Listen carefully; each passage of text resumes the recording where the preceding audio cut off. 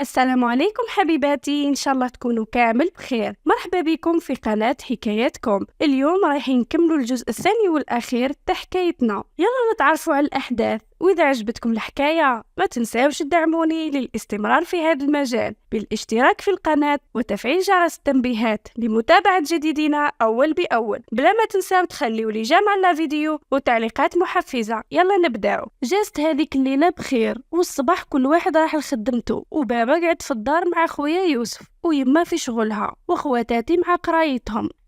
انا لاحظت خويا متاثر بزاف بالجست اللي دارها له عمي، ورحت قلت له ما تعمرش راسك يا خويا العزيز، انا نجيب لك حقك، خليها لليام ونفرجك فيهم. ويخبطني بكف الارض دارت بيا يا خواتاتي. بابا تخلع ويما جمدت، وش بيه طفل هذا وناضي يسب، وشكون كنتي حتى تردي لي حقي وكدا ومنا ومن هي. المهم سبني حتى تعب، انا خليته وسكت وقلت له يا خير ماك قدام الباب، لو كان جيت كلب ورباوك ولو كان داروا لك قيمه، بصح ما قيموكش ورماوك برا. علاه غايضين كلاه؟ وديجا شوف باباك حالته كيفاه ولات بسبابهم. قال لي ما تجبديش عليهم، هادوك هما ماليا وانتوما نكرهكم ملي كنت صغير. بابا قالوا عيب عليك اسكت ولا كلمه. يما مبهمه وتشوف فيه، انا الا والديا ما نقبلش عليهم. نضت ليه وحطيت طبعي قدامه وقلت له انت اللي تسكت، اسكت واحترم نفسك، راك قدام والديا والله تخلصها غاليه. ورجع ليا بالضرب، ما نكذبش عليكم، حاولت ندافع على روحي قد ما نقدر وغلبني. قلت له نروح نشكي باه طلقني. ومع الوقت سي يوسف قالك انا هو المعلم هنا وانا اللي نحكم، وانتي لازم عليك تحبسي قرايتك. قلت له كيفاه عاود انا نحبس قرايتي وقيله هبلت والله ما تصرى. قال لي والله ندبحك. قلت له نقبل نموت وما نسمحش في قرايتي. قال لي ياك؟ قلت له ايه. جالي وحكمني من شعري ويسحب فيه حتى يخرجني برا، وقال لي ما ترجعيش هنا ولا نقتلك. كان املنا نجيبو راجل يخدم علينا وحنا جبنا البلا للدار. حاوزني وبقيت عند الباب نبكي، والو ما حبش يدخلني للدار. خممت وقلت ينفع معاه غير التهديد هذا، وليت نعيط ونقول والله نروح نشكي وندخلك للحبس. الله غالب يا خواتاتي، ما نقدرش نخليه يحقرني، راني صابره ونشوف. نسمع في بابا يقول له يا وليدي العن الشيطان، هذه اختك انا راك دير في التبهدايل. وهو يقول له انا اللي نربيها ونوري لها القفازه. حل عليا الباب ودخلني وبقى يضرب فيا بالسيف، ما سلكت منه يا خواتاتي. وزيد ولا قال لنا انا اللي نحكم هنا في هذا الدار. والمصيبه رجعنا انا وخاوتي نرقدوا مع بابا ويما، وهو حكم شومبرا وحده. يوسف ما كانش يتصرف عادي مرات، وشحال من مره نلقاه يقول لي ما مدي لي الدراهم بالسيف، وهي تمدلو من الخوف مسكينه. وكي نسقسيها تقول لي لا وراح يشري لي برك. وليت نكتشف فيه حوايج عيانين. ومره في الليل جاي طبطب، حليت عليه الباب وهو كان شارب هذاك الراجل اللي يرهجو ان شاء الله. انا قلت له ريحتك خامجه، وشبيك برك انا من هذا الرهج. وهو يشدني من شعري وانا نعيط لربي اللي خلقني مع اللي هو جاي طويل وصحيح. امنوني هذا خويا دز يما وبابا وغلق عليا الباب تاع الشومبرا وضربني حتى قربت نفقد الوعي. واللي قتلتني ونحات لي كيما نقولوا النص مني انه حاول يغتصبني. ايه يا خواتاتي، خويا ولد يما وبابا حاول يتعدى عليا، ربي ورحمته. خويا كسر الباب ودخلوا ضربوا بلوحه للراس باه طلقني وطاح متغاشي. المصيبه نساوني انا اللي مصدومه، ورجعوا ليه يشوفوا اسكو مات ولا لا. والعياط في هذاك الليل حتى جاو الجيران يسقسيو. المهم ما نحكي لكمش، فات هذاك الليل طويل كيما العام. استنيت الصباح وهزيت كابتي ورحت للجامعه هروبا من شوفتو، وريحت شهر في الجامعه. مره نبات بلا ماكله ولا شراب، ما عنديش بوه نشري، ومرات يجيبوا لي البنات كتر خيرهم، ومرات في المطعم تاع الجامعه. توحشت والديا وتحيرت عليهم وقررت نرجع للدار. وكي وصلت للدار على بالكم وش لقيته؟ نلقى يما تبكي وعنقتني وتشهق بالبكاء وتقول لي يا بنتي وعلاه رحتي وخليتيني وعلاه. قعدت نسقسي في خاوتي وش بيها، قالوا لي يوسف راه يضربها ويقول لها ندي لي الدراهم بالسيف عليك. رحت لعند بابا وقلت له يا بابا هذا وحش يا بابا، علاه خليتني نجيبه هنا؟ بابا مسكين هبط راسو وقالت لي اختي بابا كيحب يفك يما زاد ضربوه هو وسبوه. يا ربي وش هذا، انا كنت حاسبه راجل تاع الدار وساسها. بعد بابا بصح هو ظهر الهم والغم والبلا اللي سلطوا علينا ربي بعد الفقر. يا خواتاتي سكت يما وخياتي ونصت نخمل في هذيك البراكه، كانت تبهدل ونقيتها ولبست حجابي ورحت للامام تاعنا باش نحكي له. وكي لحقت قدام المسجد لقيت واحد المنظر مريع، مشهد عمري ما ننساه وعمري ما تخيلت روحي نشوفه. الشي اللي شفته خلاني نحس بالذنب والقهر. كي لحقت قدام المسجد لقيت خويا الصغير اللي في عمره 15 سنه قاعد وحاط قدامه طبسي، والناس اللي فوت يرميلو شويه صرف. منك يا الدنيا واش راكي غداره. رجليا ما حملونيش وحالته كانت تشف الحجر. تمالكت نفسي وتنفست بقوه ورحت وقفت قدامه. هو مسكين بقى مصدوم وعلى بالو بلي انا ما نقبلش هذا الشيء. شديته من يده وحكمته بجهه وقلت له واش راك دير هنا؟ رجعت راك تطلبه يا خويا وعلاه هكذا علاه؟ هبط راسو وقال لي يوسف راهو يضرب في ماما على جال دراهم وانا لازم ندبر لها باه تمدلو وما لقيتش حل من غير ما نطلب هنا. طاحت لي الدمعه ونقطو وبلا ما نحس وقلت له من اليوم تبطل هذه الخدمه ومادامني حيه ما تخممش تمد يدك للناس. قلت له اذا حاب تعاوني اقرا مليح وجيب الباك وترجع تخدم وتخرج راجل خير على يوسف وتولي ساس الدار وركيزت والديك. وهو قاعد غير يقول لي ايه نقرا ونكبر ونخدم عليكم. هديته ورحت للامام وحكيت له كل شيء. قال لي خليها لي يا خوك انا نرجعو للطريق. حكمت خويا ورجعت للبراكه هذيك اللي هزت معاناتنا وليالينا المره وهمومنا السوداء. وكي دخلت لقيتو تما مكسل ويتكيف. ما هضرت معاه ما هضر معايا وكنت مصممه نبقى قويه قدامه على الاقل يحس بالخوف جيت واحد فينا. الحق الليل وقال لاختي جيبوا لي ناكل هنا. جات اختي ترجف ماما هاتي وش ياكل والله يقتلنا. انا نفط وقلبي يرجف عليه. قلت له اسمع انت اسمعني مليح، اللقمه هذه راني نخدم عليها الليل مع النهار باش نوجدها لوالديا وخاوتي اللي مازالهم صغار ماشي ليك انت راك طول وعرض ولو كان عطا ربي راك انت اللي تجيبها لنا. تخيلوا كنت نستنى فيه ينوض يضرب ويعيط مي والو ما دارش عندي اصلا. حسيتو حشمان من المره اللي فاتت كي حبيت عدى عليا. يما تجبد فيا وتقول لي اسكتي وفوتي. انا نعطي له حقي اسكتي برك. قلت لها والو ما نسكتش والله وتزيد تمد يدك على والديا غير ترشا في الحباس والله وتزيد تحط يدك عليا نرتكب جريمه وندير الروح في رقبتي ندخل فيك موت ونقتلك ونرتاح. وهو كي الحجره ما تحرك ما نطق.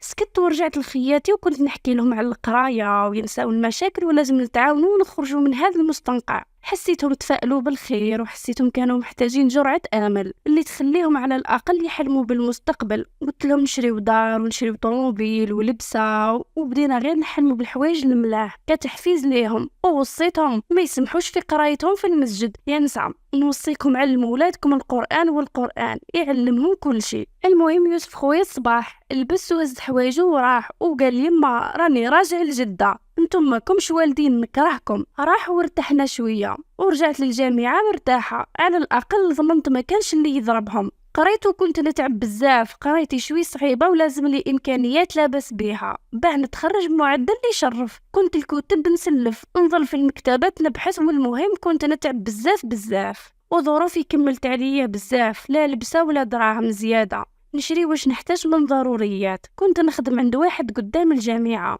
وكان فاتح حانوت صغير ويبيع اكل خفيف لي كاسكروت ولي ساندويتش. كنت نقي له خضره ولا نغسل الماعن المهم نخدم ومسكين كان يمد لي ناكل باطل ويخلصني في تعبي. مره كملت شغلي وخرجت نرتاح شويه في الجاردة. يجمعوا قدامي زوج نساء يبانوا لاباس بيهم وكانوا يحكيوا بصوت عالي. سمعتهم من دون قصد وربما ربي كان كاتب لي باه نسمع لهم والله اعلم. كانوا محتاجين عائله بسيطه يقعدوا في سكنتهم في هذا العام حتى يرجعوا من سفرهم. وهادو كانوا زوج خواتات وربي عطاهم من كل خير وورثوا من باباهم هذاك الخير وباباهم ما عندوش ولاد غيرهم هما في زوج. انا اغتنمت الفرصه وقلت لها سمحوا لي سمعتكم دون قصدي وانا نعرف ناس محتاجين هذه الفتره يرحلوا من ماذا بهم يلقاو خدمه بكل بساطه. قالوا لي المهم الناس تعطيقوا ماذا بينا بسطاء. قلت لهم في قلبي ما زلنا ادنى من درجه البساطه رانا تحت درجه الصفر. قلت لهم هادو اهلي وراكم تشوفوا في حالتي تفهموا كل شيء المكتوب مبين من عنوانه. قالوا لي هذه سمانه ارواحوا ونتفاهموا وخديت الرقم تاعهم ورجعت الاهلي نبشرهم ويا فرحه ما تمت. صدمتي نلقى يوسف الثما وعينيه حموره يخوف. قلت في قلبي وكيفاه راح لعمامو واش جابوا هذا. ما حكيتش معاه وسلمت مع يما وبابا وخاوتي وقعدنا مجمعين. استنيت وخرج وسقسيت يما قالت لي راه حاوزوه وما لقاش وين يروح راه رجع لهنا. حكيت لها على الدار والخدمه وقلت لها راهم ناس محتاجين اللي يعسلهم سكنتهم ويتهلاو فيها حتى يرجعوا على عام. قلت لها نسكنوا باطل ويزيدوا يخلصونا. قالت لي شاوري باباك. قلت لبابا سكت. قلت لهم ما نحتاجوش يوسف يمشي معنا، راني هاربه منه. قالت لي يما وين يروح؟ قلت لها شغله. قالت لي ما لا انا نبقى معاه. شفتوا الكبده؟ ما لقيتش واش نقول. قلت لها الله يسهل. وانا هذاك العام كان عامي الاخر تاع القرايه، يكسر خير الامام وقف معنا ودبرنا شكون يوصلنا للولايه، وهزينا شوي حوايج او تقدروا تقولوا الخردوات نتاعنا حاشاكم، ورحنا اتصلت بهم جاوني البلاصه ورحنا لسكنتهم او كيما نقولوا فيلا ولا قصر. بقينا مخلوعين يا خواتاتي، بصح ما دخلناش لداخل، داونا لواحد الدار صغيره ومتحوفه وجايه خلف سكنتهم، وقالوا لنا تسكنوا هنا،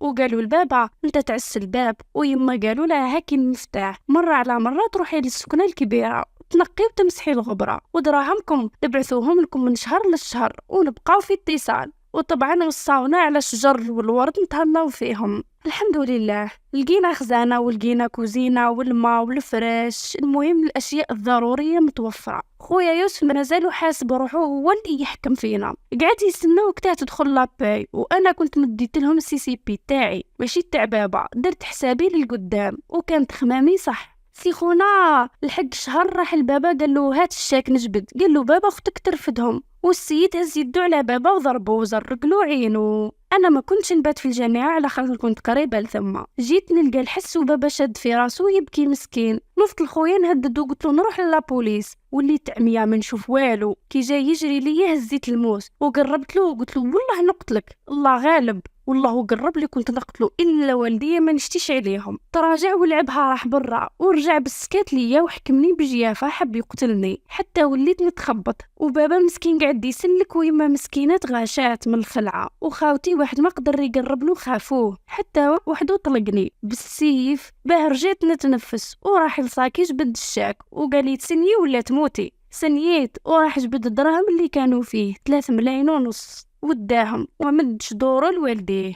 رجعت يما تلوم على روحها علاه جبتو معنا نعناع، طلع الصبري ونفرجك والله ندمو. استنيتو في الليل دخل وكي العاده سكران ما حاس بوالو، رقدت وانا هزيت الفاست وجبت الشي اللي بقى من الدراهم. رحت الصباح بكرت ورحت قضيت واش كتب ربي ورجعت ونلقى الحرب قايمه، حاكم يما وبابا ويقول لهم تجبدوهم ولا تموتوا. وكي شافني فهم وين راحوا الدراهم ورجع ليا بالضرب والسب. قلت له في قلبي المهم اديتهم تضرب ولا تقعد. على العموم كنا ديما عياط وتكسار وخبيت في الدار. انا كنت نحشم من والديا وحشمت نشكي به، ونهار يضمن نهار وجا يوم التخرج تاعي وكانت مثل وصولي للقمه. تخرجت من الجامعه وشقيت طريقي نحو النجاح، واول شيء قررت نديره هو نخرج اهلي من الغلبه اللي فيها. وبعد الجامعة مباشرة استلمت منصبي تاع العمل، والدولة مدت لي سكن خاص بيا، سكن وظيفي، وجبت أول شهرية شريت أثاث للدار وجهزتها من كل شيء. راكم تقولوا شحال تدي في الشهر دوك تفهموا طبيعة عملي اللي شربت المرار عليه. انتهت المدة اللي تفاهمنا عليها مع هادوك النساء ورجعوا لدارهم، والغريب انهم طلبوا منا نبقاو لثم لانهم محتاجين اللي يقوم بالشغل. ولكن انا قررت نخرج اهلي من ثم ونخليهم يرتاحوا، وكل شيء تمناو نحققه لهم. دخلوا للدار والديا مصدومين وما امنوش باللي هذه دارهم ورزقهم، وخاوتي كل واحد وين يطل ويشوف ويخير في الشومبره تاعو، وفرحتهم ما مدوها حتى لواحد. راكم سقسيو على يوسف هذاك، قلت له دبر راسك وين تروح ما نديكش معايا، وبالك تغلط وتحوس علينا على خاطر انت تاع مشاكل، وما نسيتلكش ضربك الوالديه. ما كان عليه غير هبط راسو وسكت، على خاطر على بالو يدنا لي هو الخاسر في الاخر، والسبب واضح بخدمتي اللي رزقني ربي بها، واكيد رجع لجداه. قررت نوقف على قرايب خاوتي وخويا اللي اصغر مني، وكما كان الحال دخلتهم مدارس خاصه وشريت لهم كل ما يلزم من الادوات، حتى الميكرو وشريته لهم، والملابس كسيتهم من خير ربي الواسع. واكيد ما نسيتش والديا، وفرت لهم العيش الكريم وداويت بابا ويما. تنورت في وجهها بيسك تهنات في كبرها. تمنيت لو كان قدرت نعوض لها سنين الميزيريه، ومهما درت بقيت نحس روحي ما لحقتش للربع التعب تاعها اللي تعباتو علينا. وبابا مسكين خصصت له سياره تديه للمسجد يصلي ويرجع، وطبعا ما نسيتش البركه تاعنا. بقيت نروح لها كل ما نلقى روحي تعبه، هي اللي تفكرني في كلش، ونحمد ربي ونشكره على رحمته.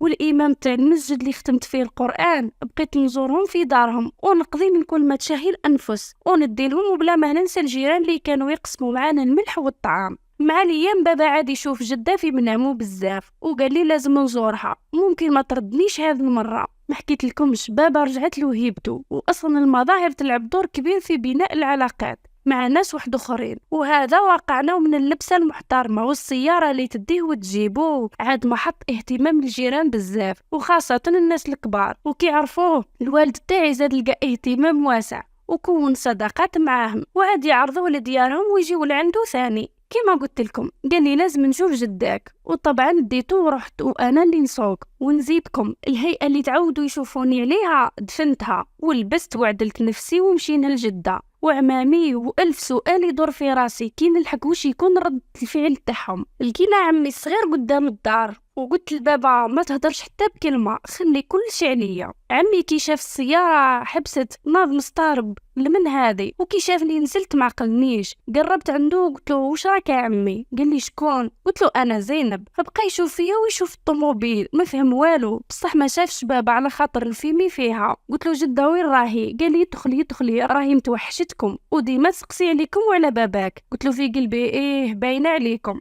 رحت دخلت لقيتها كيما البيبي ملمده في طرف قماش، وتخيلوا بقات متفكرتني كي قالها عمي زينب بنت بنك ها هي جات تشوفك. قالت لي كيفاه تفكرتيني وكيفاه تفكرتي بلي كاينه جدك وجيتي ليا؟ قلت لها ما ننساش اصلي وفصلي. هي حسيتها حابه تقسي على بابا بصح جاتها ثقيله كرامتها ما تسمح لهاش بالتنازل. معليش قلت لها بابا راه يسال عليك ومتوحشك. وهي نزلت دمعتها وتقول لي على كبدتي اللي شويتها بيديا، على فعايلي، على عاقبتي. حقيقه هي تبكي وانا نبكي. قلت لها حسبتك نسيتيه. قالت لي واش من تنسى كبدتها، ويا ويلي على يوسف اللي كنت متونسه به ونشم فيه ريحه باباه وخدعوني فيه ولاد الحرام. قلت لها علاه واش صالو؟ قال لي عمي ما حبش يتصنت، ضربته هو خرج من الدار ودورها دعاوي الشر ورجع اجريسي عباد ربي، واخرتها ضرب طفله بالموس وسرقها وشكاو بيه وراهو في الحبس. صراحه ما غاضنيش وما حركليش ولا شعره من احاسيسي. رجعت للجده قلت لها بابا راهو راجبته معايا وراهو متوحشك.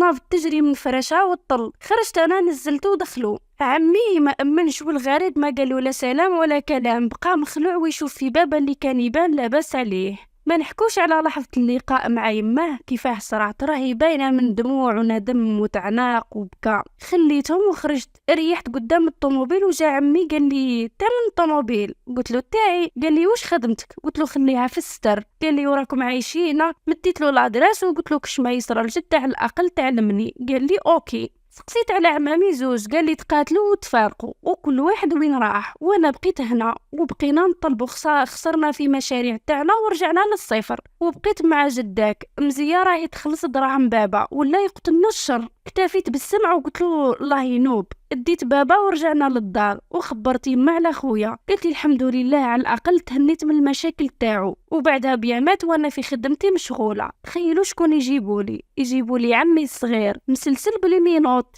ايوه في المحكمه. وكانت الدهشه على وجهه كي لقاني انا هي الجوج اللي جاي شارع عندها. واش كاينه سي معمر؟ قالت قضيه مخدرات. ما نكذبش عليكم طبقت عليه القانون اللي يستهل وما غاضنيش وخليته مخلوع ويشوف في بنت خوه تصدر عليه في الحكم. بلا ما نطولوا ديريكت جبت الجده تاعنا عندنا للدار ويما قامت بها على اكمل وجه. جده طال عمرها بزاف ربي يطول في عمركم. بقات 5 شهور وماتت في حضن يما، وماتت تطلب في السماح. واعترفت ليما باللي هي اللي خلات خويا ما يقراش وهي اللي ضيعت له كرهاته في والديه باه تخلف الثار فيهم. وندمت بعد فوات الاوان. اذا شفيتو كي قلت لكم حلفت جده في يما وبابا باه تندمهم كي يعفسوا على كلمتها. ومع موت جده بابا مرض بزاف وعاد ما يقدرش يمشي. شريت له كرسي متحرك وكنت نحاول نوفق بين شغلي ووالديا وخاوتي. بعد سنوات خرج خويا وبعد اختي وراهم يخدموا عايشين لاباس بيهم. بقات وحده راهي تكمل في الدكتوراه وعايشه العز والدلال. يما كبرت تاني بصح بصحتها، وخويا يوسف مازالو في الحبس. ولو كان يجي شارع عندي نعاود ندخلو باه يتربى مليح. وانا راكم سقسيو واش مصيري.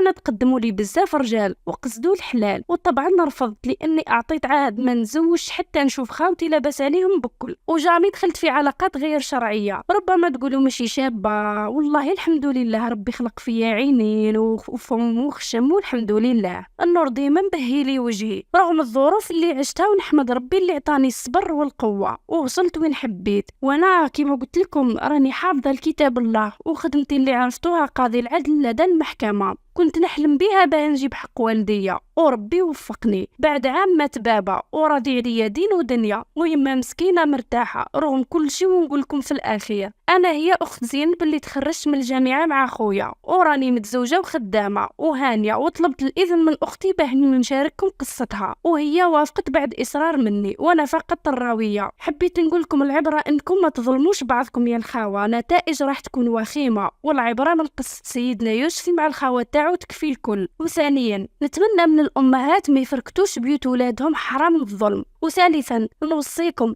تمسكوا بربي الواحد القهار، وعمركم ما تسمحوا للظروف تغلبكم مهما كانت قاسيه. ورابعا اياكم الوالدين. وفي الاخير حبيت نقول لكم باللي عندنا الصفحه الرسميه تاع قناه حكاياتكم على الفيسبوك، ماذا بكم ديروا النجام، واللي حابه تشارك معنا حكايتها تتواصل معي على الصفحه، تلقاو الرابط تاعها في صندوق الوصف. تهلا في رواحكم، ونتلاقاو في حكايه جديده ان شاء الله. في امان الله.